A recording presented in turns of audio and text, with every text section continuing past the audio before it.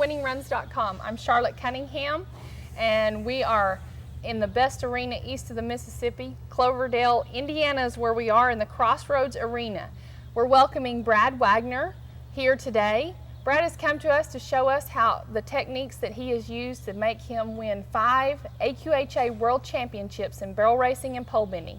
He's a 3-time sweepstakes Congress champion in pole bending. He's also won multiple fraternity and derbies and had quite a few horses in the finals at Fort Smith and Oklahoma City. And you know, Brad has come to us, and we sure do appreciate you coming. He's going to show us how to make a horse, how to train a barrel horse, how to correct some problems, how to make them more fluid and correct around a barrel. And if we can get to it, he's also going to show us some pole bending tips. So Brad, thank you. Appreciate you coming. Also, Brad started riding at 13 years old on a pony at just local shows. Yep. He and his wife, Sandra, of 24 years, have 3 kids. Ryan, who is working on his master's in mechanical engineering in Purdue University.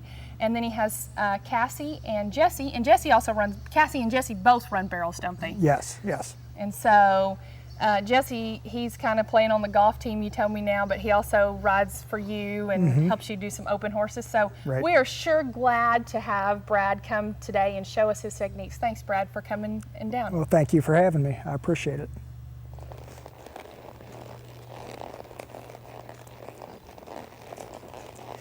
A horse like this, I just, like I said, I want to keep them healthy, happy, not dreading their job. So I might just, you know, when I'm working him through the week, I'm just going to trot him up here to the barrel. And I want to keep the shoulder up. I want to keep the rear end down. Whoa, kind of like in this position here.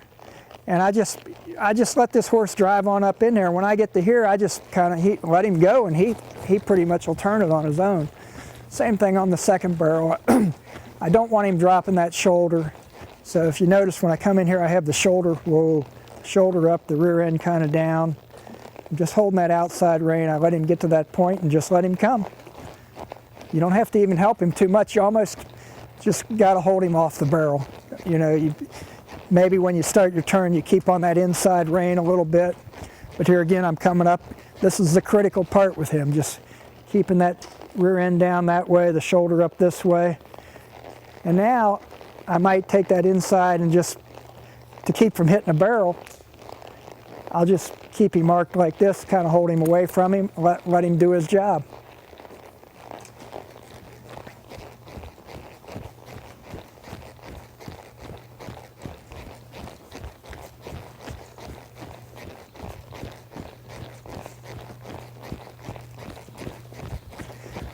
If he gets to the point where he's really wanting to drop too soon, another little trick I might do, I might take him up here.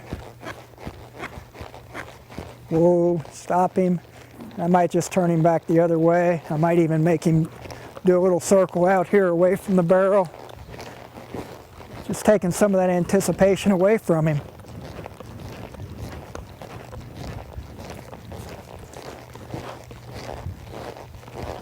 Let him think that every time we go up there, we're not necessarily going to turn that barrel.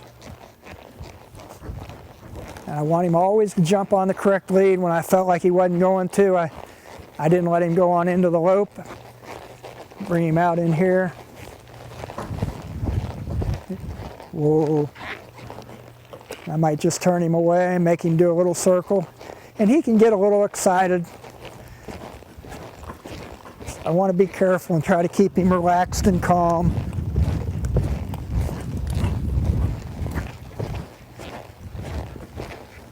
Whoa. But I just don't want him to think he's got to turn that barrel every time. If the problem that the horse has is that they're wanting to turn too much.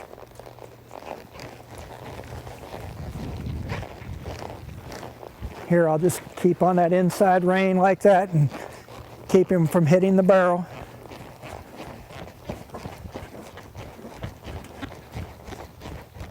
Whoa.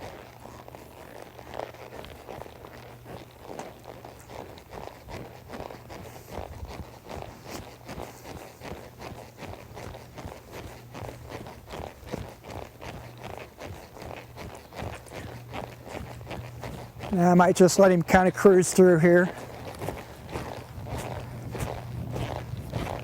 Just easy. As easy as I can let him do it.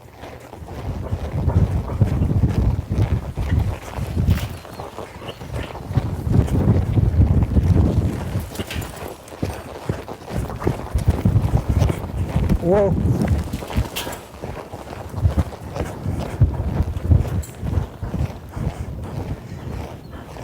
Whoa.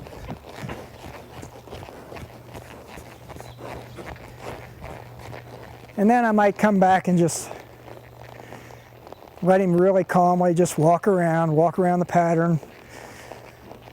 Try to get him to relax. He has a tendency to want to just fly in there and whoa. I want to just make it easy for him, you know. I don't want it to be anything too stressful, because Lord knows it's stressful enough for him when we take him down the road. So I want to try to keep him quiet, happy, knowing that every time he comes around the barrel pattern, he's not going to have to run.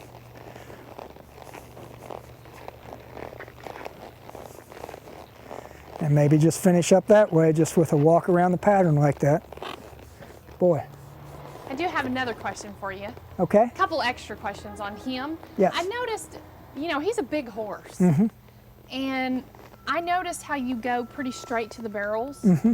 I mean, you know, I think there's a misconception that big horses can't turn without lots of pocket. We call pocket like going into the barrel like this. So explain to me, and we talked about this with Ad for a while, how back here, I'm not going to say back east, because we're in Indiana, and I was told that we're not really back east. We're Midwest. Midwest. Okay, so we're Midwest.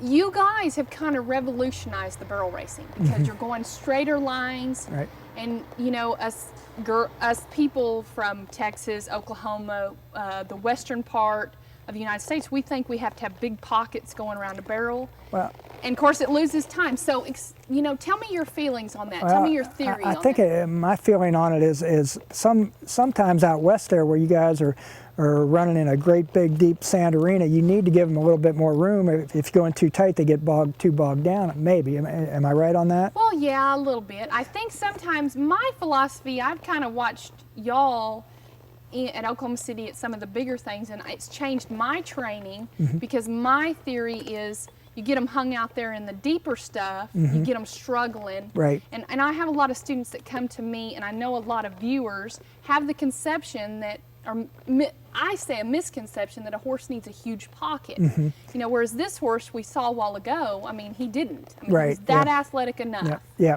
You know, the straightest point between, you know, two lines is a straight line, and the straighter you can run, you know, if you watch Hot Shot run to that first barrel, I mean, what's he do? He runs right at it. Right. I mean, he's beat everybody right there. And he's what, 23 now? Yeah, I and think still so, can and beat still winning. and still Yeah. can beat everybody.